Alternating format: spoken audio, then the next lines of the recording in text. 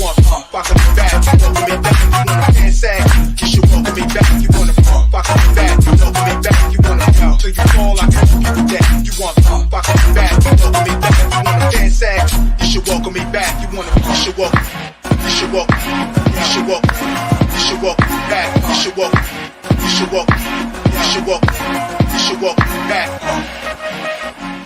I need an arm, fuck me back, welcome me back. You wanna till you fall, I can give you that. You want fuck me back, welcome me back. You wanna dance sad, you should welcome me back. You wanna fuck me back, welcome me back. You wanna till you fall, I can give you that. You want fuck me back, welcome me back. You wanna dance sad, you should welcome me back. You should welcome, you should welcome, you should welcome, you should welcome me back. You should welcome, you should welcome, you should welcome, you should welcome me back.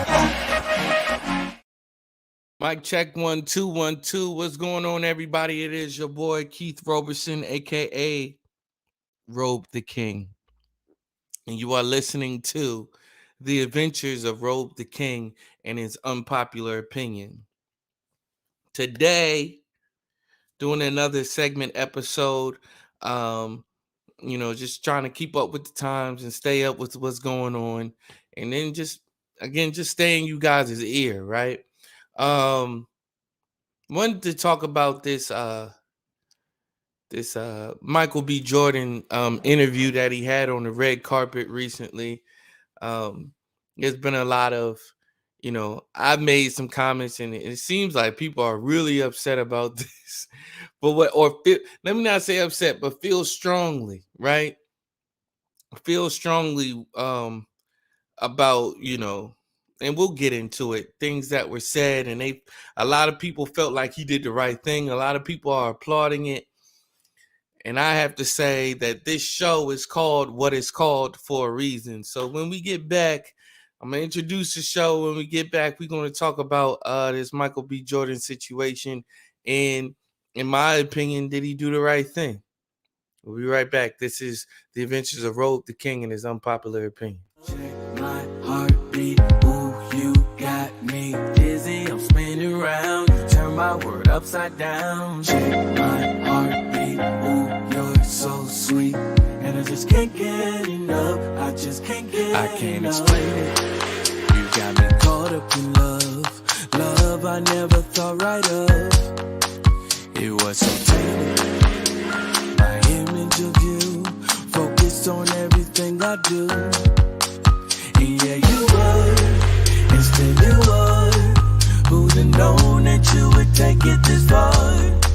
You wanna love for me, you wanna take my breath away.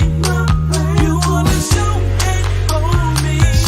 and hold me, and Lord, all I can say is what an experience, what an experience, what an experience, oh what an experience, what an experience, what an experience, what an experience, oh what an experience, what an experience, what an experience, what an experience, oh what an experience, what an experience, what an experience, what an experience, oh what an experience.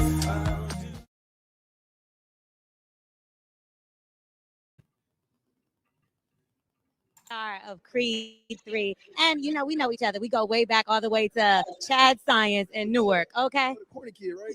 No, I did not say that. Misquote for sure. No, you did not hear me say crap. I said we used to make fun of the name. Let me run it back. he I don't know is if y'all heard it. obviously killing things out I'm going to here. run it That back. was the Sorry, difference. having a little bit of a technical issue really quickly. We just going to run it back. I just want to make sure y'all heard it. So we'll do it this way. Yeah, it's a lot. It's a lot coming from Instagram.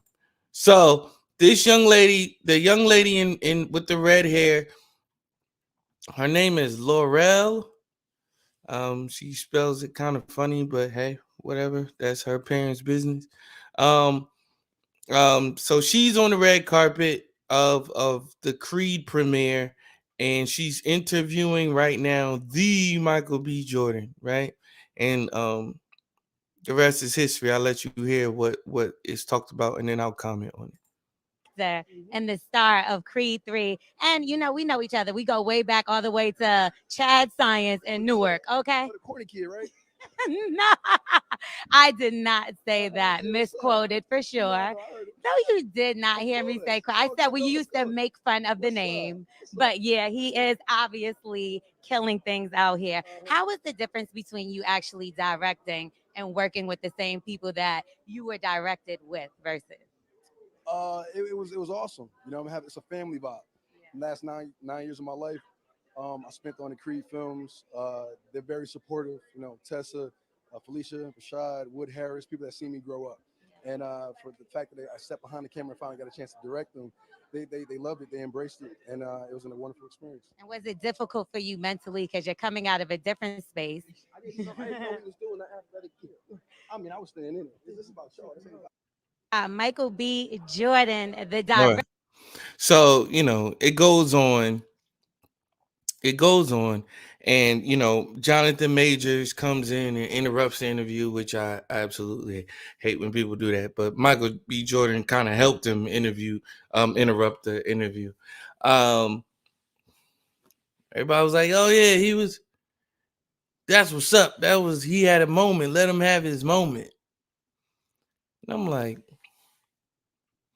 this is why she called you. This is why she called you corny in the first place. Once you corny, kind of always corny. You know what I mean? Like, cool is like, you know what I mean? Like, if you cool, that's not something that you can always teach somebody to be. You know what I mean? If you got your ways about you, you got your ways about you. And if people think that's corny, that's fine, right? I think there's a difference between being corny and being weird, right? But I actually think that there's validity to what he's saying because he was offended by it. Follow me. And it don't really matter. Like it kind of does matter because I think it's corny to bring it up, thereby making you corny, at least in that moment. But taking it further, like, yo, there might be truth to what you feel like she said because you gotta act like this in this moment. You took the shine off of the moment to highlight her in that moment and what she may or may not have said about you a couple of years ago on a podcast. We all glow up. Let me not say all of us, but a lot of people have glown up or glowed up, however you want to say it, right? So it's not necessarily a knock, right? Like, yo, in middle school, in high school, you were this cat. In high school, we used to make fun of you because your name is Michael Jordan. We used to make fun of you for that. Yes, we did. Everybody got made fun of in school, from the popular kids to the lame kids to the cats that was in the middle, who like the middle / popular lane, like me. You know what I'm saying? Like I had to rise through the ranks. So I guess I feel a certain way about it because I had to earn my stripes. You know what I'm saying? And so I get where he's coming from, but at the same time, like, I didn't really, like, when I got quote unquote there, and it's not even a place to attain, right? Because when you get older, you just realize, like, people are just people. There's really no such thing as, like, there's such thing as popular, as like, well, you well liked amongst a lot of people, right? But who really cares about that at the end of the day? Like, when you grow up and you mature, you realize that none of that matters. A lot of people's opinion don't matter and all of that type of stuff. But I was that kid where it was just me and my sister and my cousin, right? Me, my sister, and my cousin. A lot of other people, my parents didn't grow up in that neighborhood. They didn't grow up in that neighborhood. So we didn't know a lot of people. So it's not like I came into the game knowing a whole bunch of people. I had to go through the ranks. I had to rise through the ranks, quote unquote, meet people, you know what I mean, get talked about, get laughed at or whatever, not be liked or whatever, for people to actually get to know me and say Keith is actually quite cool. And by the time I hit my sophomore/junior year, it's like, yo, that's the homie. You know what I'm saying? It's a show and prove type of thing. Not even that you know what I mean, but let's talk about it. In high school and middle school, that stuff really matters. I always talk about how middle school was my like real formative years. It made me not care. It made me I went through a depression at that time, and so I can understand why middle schoolers they sad to say they take their lives and stuff like that. I not to say I get it, but I do understand and I can empathize. But those were the formative years. At 36, which Michael B. Jordan is, at 36, you should understand that. Middle school, high school, yeah, we used to call him that. We used to make fun of him for his name being Michael Jordan. Yes, we did. Yes. Did I call you corny in the interview? We'll get to that. But you know, I'm like, why I guess my point is this: why does it bother you so much? And don't say that it didn't bother him, because it bothered him enough for him to mention it to her. And don't say that he had to flex on her, because he didn't. His whole life is a flex right now. His whole life is a flex. I'm people's sexiest man alive. All, you know what I mean? I'm on a lot of women's wish list. I'm in all of these films. You know what I'm saying? I'm this and that. I'm doing this. I'm on I'm a coach spokesman. I'm doing X, Y, and Z. I'm doing alcohol commercials. I'm at the All-Star game. I'm dating one of the most sought after women in Hollywood, who don't even act or have any sort of talent other than being Steve Harvey's adopted daughter or whatever it might be. I'm Michael B. Jordan. It reminds me, and I was telling a friend this, it reminds me of when Michael Jeffrey Jordan, the Michael Jordan, brought out the person that he lost his spot to on the on the varsity team his sophomore year. He lost out to somebody, but that person, he brought him out to the Hall of Fame. He brought him out to the Hall of Fame ceremony where he was getting inducted into the Hall of Fame, bought him a ticket, the whole nine and everything, just to point at him and tell him that he made it. You're Michael Jeffrey Jordan. You are Air Jordan.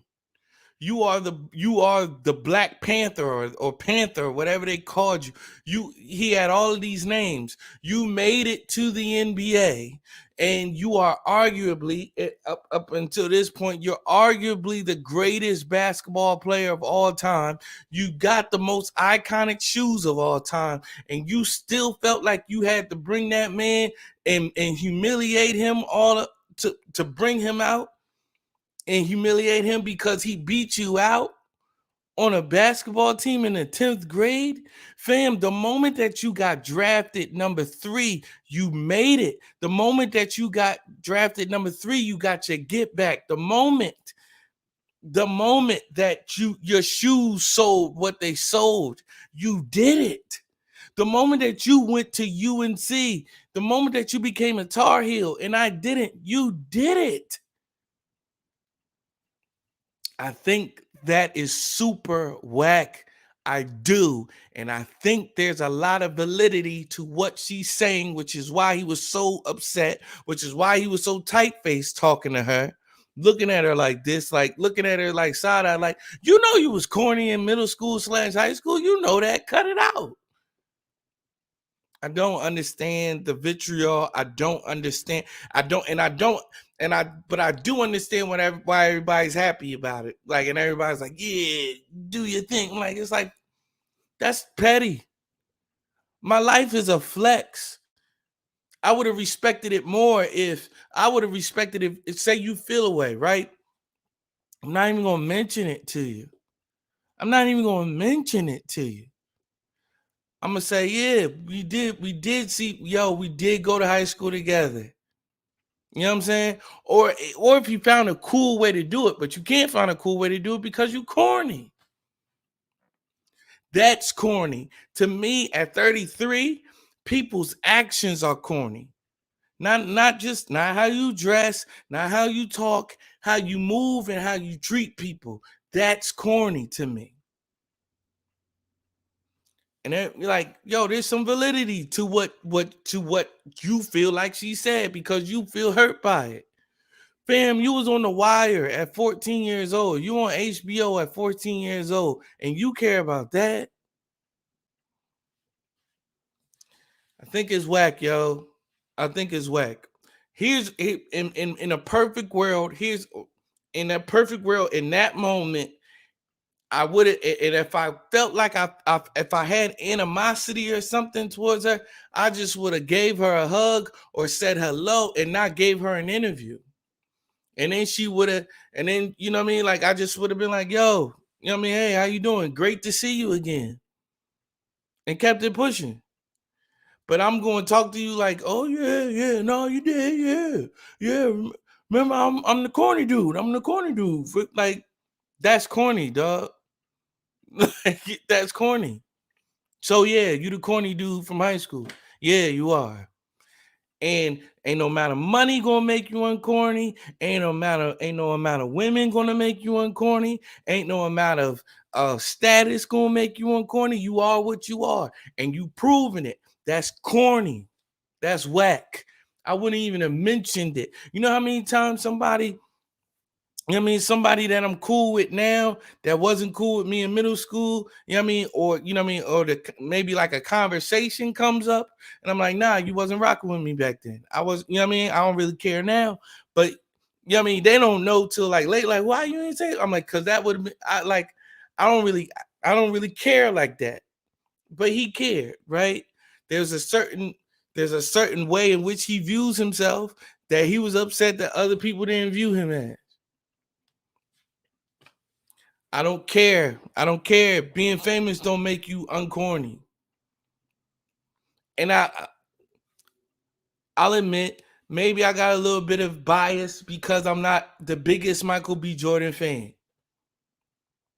But I think I see past, like, I don't see what a lot of people see. I just don't see it. I think he looks like a regular, handsome dude. I don't think I just think he's a regular black man. You know what I'm saying? Like, dime a dozen, in my opinion.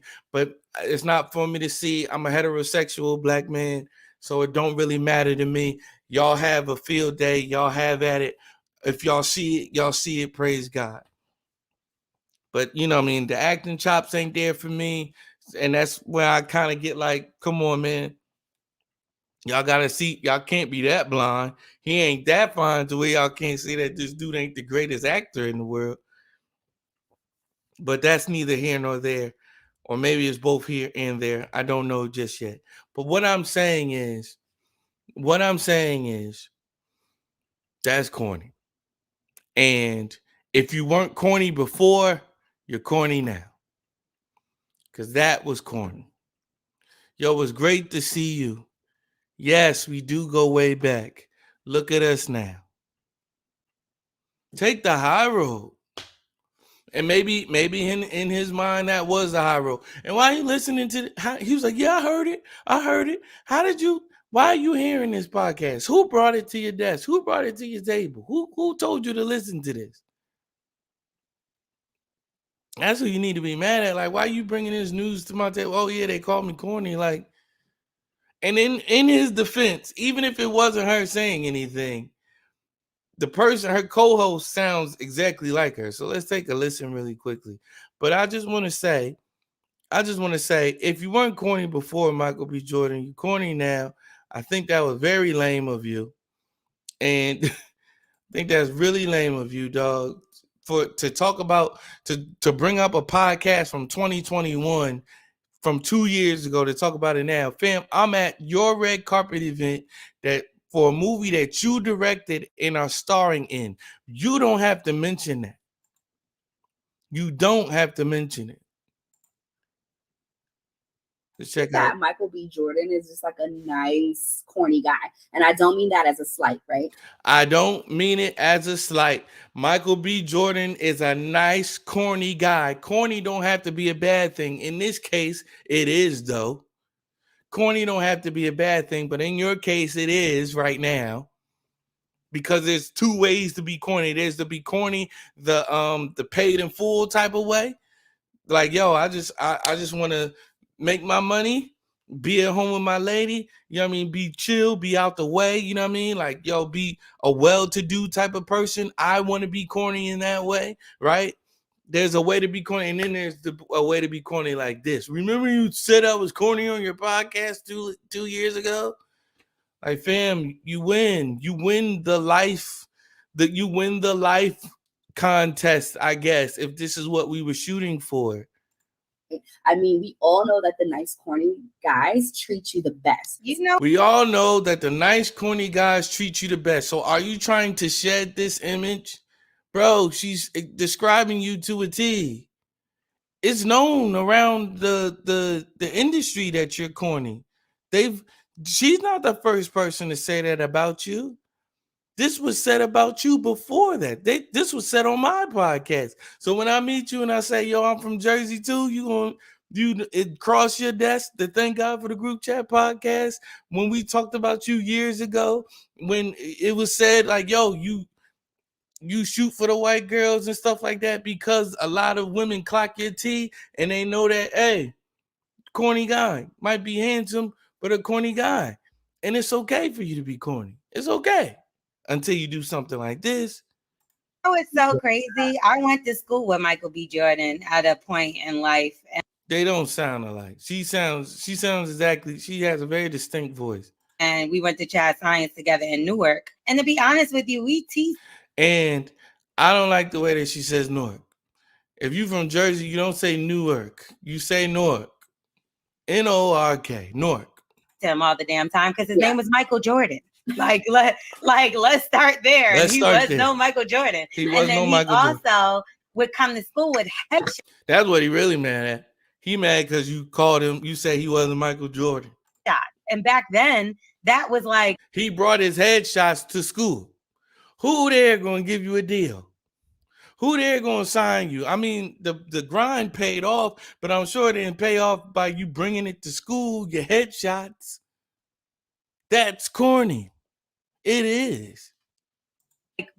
In the hood, we lived in Newark. Yeah, like that's the hood. You know what I mean? So we would make fun of him, like, "What you gonna do with your little stupid headshots?" Like, and now look at him. Look at him. He got that Black Panther money. Fam, we bigging you up. We bigging you up. Well, yeah, I didn't exactly. You know what I really think deep down inside? I think that Michael B. Jordan. I missed my boy. I could have been in the aquarium swimming with the fishes, but with your stock or whatever. Instead I'm swimming in Mexico by myself, child. But anyway, he gives me cookie cutter. And the only time I hung out with Michael B was like in LA, like at Shay's house, and he's always just very like, he's just cool. I think he's too rich to have to be hood. He's cool. Every time I see him, he's just there. He's cool. He's very cookie cutter. He's cool. What's wrong with that? I don't understand. Right. That's very sassy. Very sassy of you, Mr. Jordan. Very sassy. Boy, if you don't take him millions and go to Hermes and get some stock. I missed my boy. I missed it. Yeah. I felt, that was, I don't care what y'all say, man. I thought it was lame. And I think Michael B. Jordan is lame. And if he wasn't lame before, he's lame to be now. And that's all I have for that. Peace. My heartbeat, ooh, you got me dizzy. I'm spinning around. You turn my world upside down. Check my heartbeat, ooh, you're so sweet. And I just can't get enough. I can't explain it. You got me caught up in love I never thought right of. It was so tame. My image of you focused on everything I do. And yeah, you were, and still you are. Who'd have known get this